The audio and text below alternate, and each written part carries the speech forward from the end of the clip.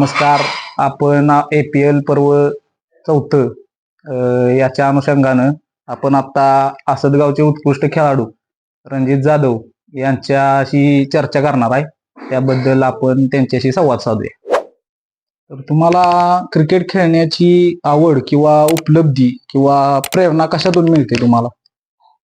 कुठल्या पण खेळाडूला क्रिकेट खेळण्याची प्रेरणा तर एक माझं मत खेळाडू म्हणून की एक जिंकण्याची इच्छा ही त्याची एक सगळ्यात मोठी प्रेरणा असते की आपण ज्या टीम मधून खेळतोय, ज्या लीग मध्ये खेळतोय, तिथं आपल्या टीमला जिंकवून देणं आणि आपल्या चांगल्या प्रदर्शनातून जिंकवणं हीच एक प्रेरणा आहे. उत्कृष्ट खेळ माझ्या मते हीच एक जिंकण्यासाठी किंवा खेळण्याची प्रेरणा, जिंकणं हीच खेळण्याची प्रेरणा मिळते. तुमच्यासाठी संघ भावना किंवा टीम स्पिरिट किती महत्वाचं आहे तुमच्यासाठी?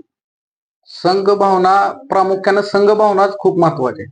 कारण तुम्ही ज्या टीम मधून आणि ज्या टीम साठी खेळताय त्या टीम मधील सगळं खेळाडू जरी एक संघ असतील आणि त्यांची सुद्धा जिंकण्याचं स्पिरिट असेल तर त्याचा परिणाम तुमच्या खेळावर होत असतो, तुमच्या परफॉर्मन्स होत असतो, तुमच्या कॉन्फिडन्सवर होत असतो. त्यामुळे संघ भावना अतिशय महत्वाची. सगळ्यांचे खेळाडूंची जिंकण्याची इच्छा असणं तुमच्यासाठी लय महत्वाचं आहे. त्यामुळं एक संघ राहणं आणि संघ भावना आणि टीम स्पिरिट हे महत्वाचं आहे. महत्वाच्या सामन्यापूर्वी तुम्ही शारीरिक किंवा मानसिक दृष्ट्या स्वतःला स्टेबल किंवा तयार कसं करता त्याबद्दल काय तर सांगा. शारीरिक दृष्ट्या म्हटलं तर कसं आहे, तुमचा फिटनेस वर तुमची मेंटॅलिटी ठरत असते. बरोबर आहे. तुमचा आहार, तुम्ही काय खातात असा तुमचा विचार असतो म्हणते. त्या प्रकारे खेळासाठी फिटनेस अतिशय महत्वाचं आहे. कारण तुम्ही त्याशिवाय मानसिक दृष्ट्या प्रबळ राहू शकत नाही असं माझं मत आहे. आणि खेळासाठी मेंटॅलिटी म्हणशीला तर आपलं बेस्ट देणं हेच माझा आता ग्राउंडवर उतरताना पहिला विचार असतो. आणि आपण ज्या टीमसाठी खेळतोय ती टीम जिंकण्यासाठी माझं योगदान चांगलं द्यायचं आहे. जे माझ्याकडे गेम आहे तो गेम ग्राउंड वरती जाऊन दाखवायचा, एवढा सिंपल विचार करतो. जास्त काय असं फारसा सिरियस असा विचार जात नाही. फक्त आपल्यापेक्षा सिनियर सुद्धा खेळाडू काय टीम मध्ये आहे ती सुद्धा एक मेंटलिस्ट आपल्याला चांगलं खेळण्यासाठी इन्स्पिरेशन दिल्यासारखे आहेत. त्यामुळे एक सिंपल विचार करून जातो की आपल्याकडे जो गेम आहे तो घेऊन खेळायचा आणि आपण ज्या टीम साठी खेळतोय त्यांना जिंकून देण्याचा प्रयत्न करायचा. बरोबर. हाच विचार घेऊन मी उतरतो. आपल्या APL मधील गेल्या 3 पर्वातील तुमची एखादी आवडती आठवण किंवा क्षण तुम्ही शेअर करा आमच्या बरोबर किंवा सांगा. आठवणीतला क्षण म्हणजे हा आठवणीने मुवमेंट्स न भरलेलं टुर्नामेंट 3 वर्ष झाले. तसं सांगण्यासारखं भरपूर आठवणीचं क्षण आहे ते.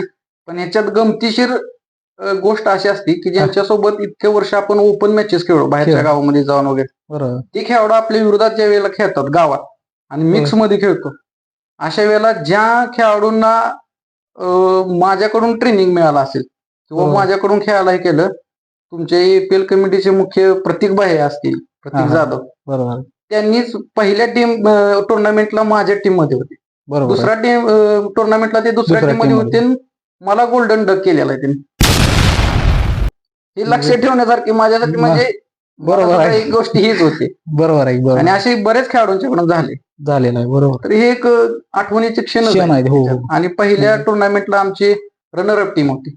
हा एक आनंदाचा क्षण होता की पहिलंच वर्ष आणि आम्ही फायनल साठी उतरू शकलो. बरोबर. आठवणीचा क्षण. APLच्या आपण 4थ्या पर्वामध्ये एक नवीन ट्विस्ट आणतोय, ऑक्शन म्हणून. मग त्याबद्दल तुमचं काय मत आहे किंवा त्याबद्दल सांग. नाही, ज्या प्रकारे टुर्नामेंट ग्रो करत आहे म्हणजे अजून हार्ड बनत चालले.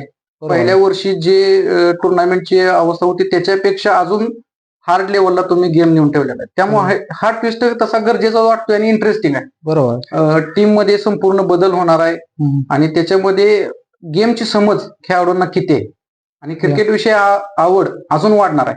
कारण जेवढे ट्विस्ट असतील तेवढा इंटरेस्ट वाढतो आणि लेवल हार्ड होत जाते गेमची. त्यामुळे हा ट्विस्ट तसा चांगला आहे आणि बघूयात पुढे काय होतंय. आपल्या असद गावातील येणाऱ्या तरुण खेळाडूंना तुम्ही एक उत्कृष्ट खेळाडू म्हणून काय संदेश द्याल किंवा मार्गदर्शन कराल?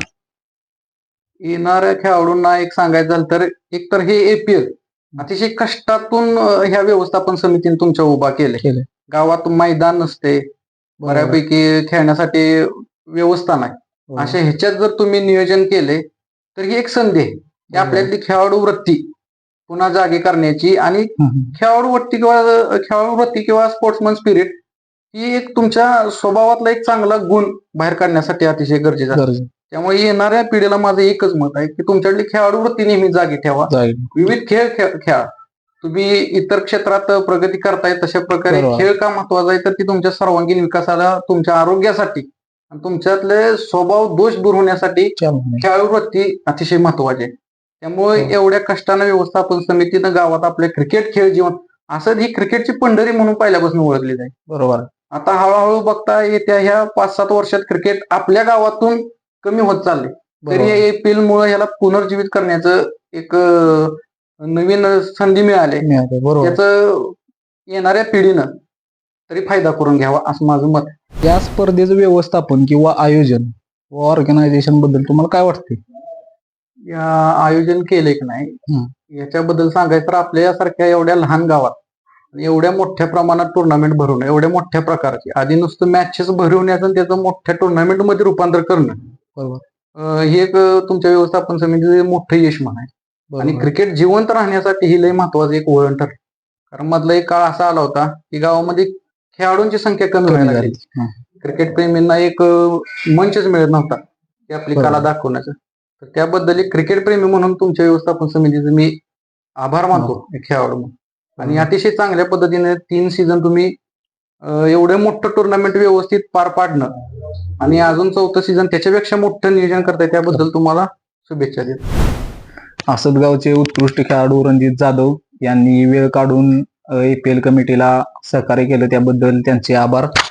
आणि त्यांचं सहकार्य इथून पुढे कमिटीला असंच लाभो ही विनंती.